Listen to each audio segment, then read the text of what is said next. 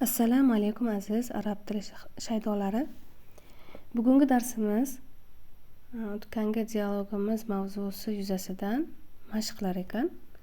O'tgangi dialogimiz Saidun bil liqoik mavzusi ostida bo'lgan edi. Endi ana shuni mashqlarni bajarib o'tamiz. Avvalan ixtaril javob as-sahiha, ya'ni to'g'ri bo'lgan javobni top dedi. Birinchisi tahaddatha Zaydun ma'a Mahmudin fi dedi, ya'ni Zayd Mahmud bilan birga qachon suhbatlashgan edi. Mana uchta javob bergan. Mana shu uchta javobdan mosini nuqtalar o'rniga qo'yamiz. Endi fi sobahi zuhri masa, ya'ni sobah tongda, zuhr tushlikda, masa kechda dedi. Endi mana dialogga qaraydigan bo'lsak, Zayd aytyapti sobahul xoyr dedi. Demak, sobah xayrli tong, demak tongda suhbatlashibdi. Sobaha belgilaymiz. Hop, ikkinchisi Zaydun min. Zayd qayerdan edi?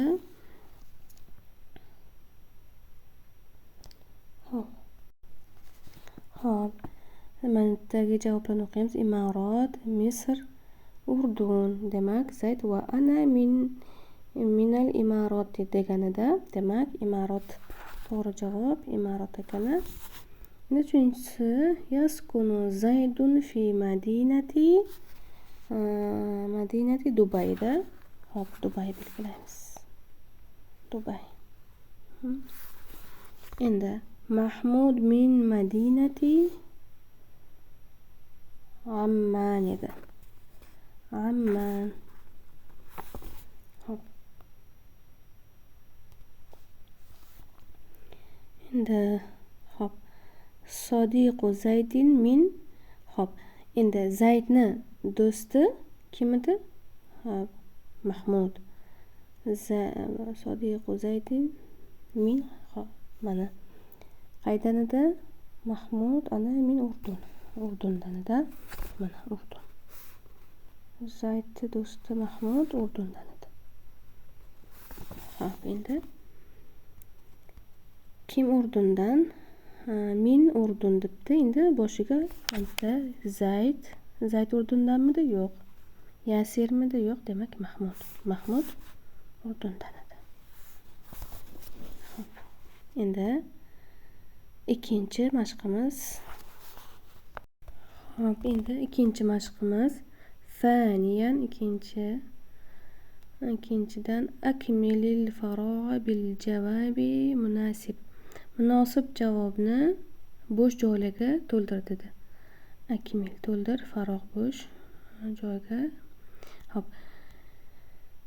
Birinchisi nima deganda? Ilal liqo, ilani qo'yamiz.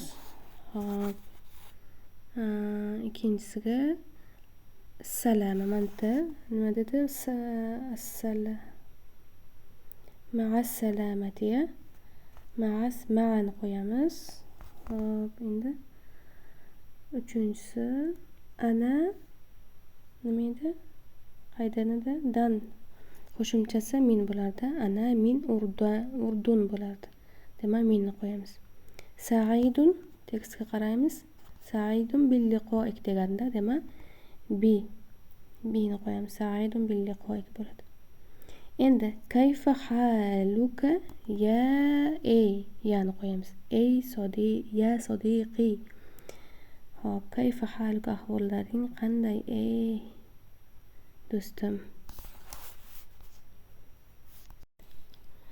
Endi uchinchi mashqimizga keldik. Thalithan, uchinchidan sil kalimata bima yunasibuha, munosib bo'lgan kalimani bog'la dedi. Endi birinchi kalimamiz nima ekan? Sobahu nima edi? Qaysini qo'yamiz? Xoyr qo'yamiz. Sobahu mana xoyrga bog'laymiz. Sobahul xoyr bo'ladi, xayrli tong. Endi alhamdu lillahi ga bog'laymiz. Ma ismuka bo'ladi. Saidun bil liqoik bo'ladi. Madinati Madinati Qohira bo'ladi. Bunisi ham bo'ldi. Mana uchinchi mashqimiz ham bo'ldi. Endigi mashqimiz istima' val fahm, eshitib tushunish ekani. Xo'p. الوحدة الأولى: التحية والتعارف، الاستماع والفهم. السلام عليكم. وعليكم السلام. مرحبا. أهلا وسهلا. اسمي أحمد. وأنا اسمي راسم. كيف حالك؟ بخير والحمد لله. من أين أنت؟ أنا سوري. وأنا مصري. تشرفت بك. وأنا أيضا. مع السلامة. إلى اللقاء. Demak, eshitib tushunishimiz o'zingni oldin eshitdingni qanaqa javob yozganingni tekshirib olsani bo'ladi. Bunda ikki kishi gapirar ekan, Ahmad bilan Rosim ekan. Xo'p. Birinchi marhaban dedi. Marhabandan keyingi so'zni ko'targanmiz, qaysi so'zni aytishligini. Marhabandan keyin nima dedi? Ahlan va sahlan dedi. Demak, ahlan va sahlan agar shuni belgilagan bo'lsangiz shu to'g'ri. Keyin kayfa haluka dedi. Kim? Kayfa haluka degan savolni Ahmad berdi. Keyin unga Rosim bi xoyrin va alhamdulillah dedi. Keyin uchinchisiga Ahmad min qaydanda? Ahmad min Misr edi. Rosim min qaydanda? Suriyadan edi. Tasharraftu bika dedi. Kim dedi? Xo'p, Ahmad dedi. Keyin Rosim va ana aydon deb javob berdi. Oxirida Ahmad ila liqo dedi. Endi mana bu saniyan ikkinchi istimamiz marrotan uxro va kimil xivar, yana qayta eshitdi dedi va mana bu xivarni nima qildi? To'ldir dedi.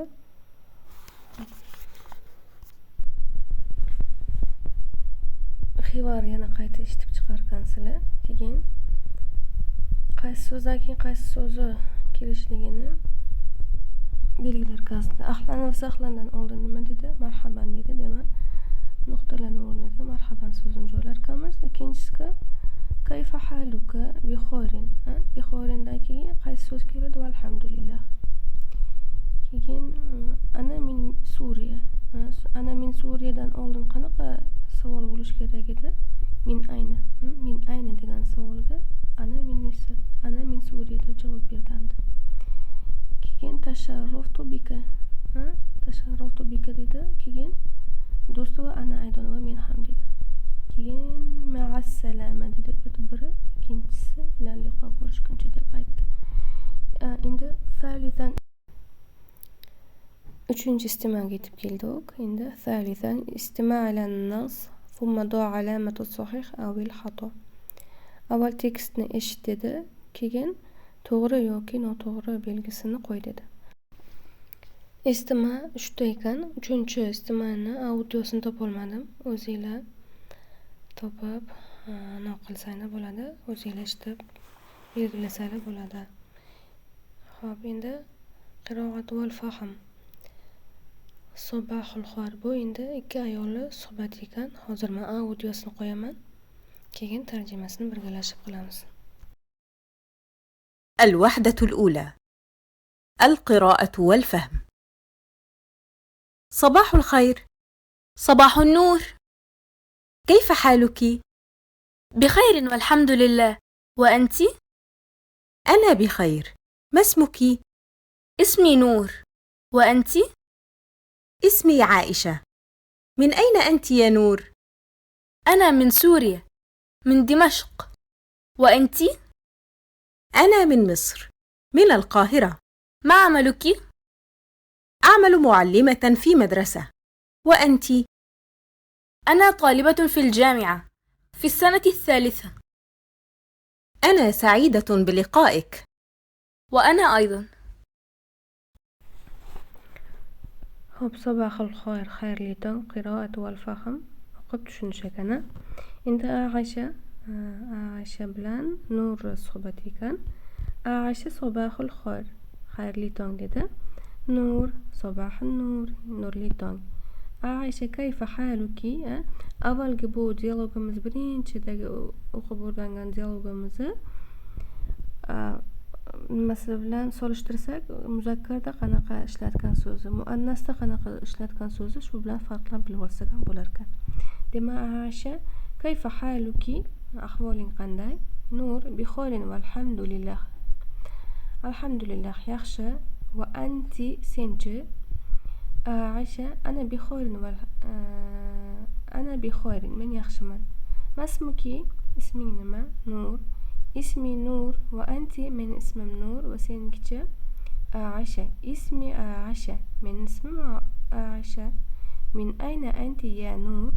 Nur, sen qayerdansan? Nur. Ana min Suriya, men Suriyadan. Min Dimashq. Damashq shahridan.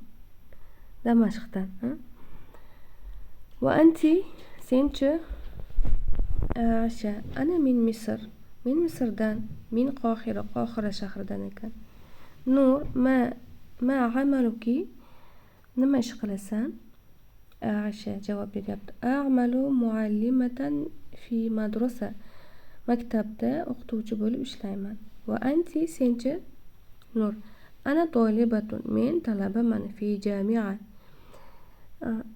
Universitetda. Fi sanati thalitha, ya'ni 3-kursda. Aisha ana sa'idun bil liqoik. Seni ko'rganimdan xursandman. Nur va ana aydon va men ham dedi. Shu bilan tekstimiz tugadi. Nima deb xayrlashamiz? Ana sa'idun bil liqoik. Men sizlarni ko'rganimdan xursandman. Endi ko'rishguncha qanday xayrlashamiz? Ilal liqo, ma'assalama.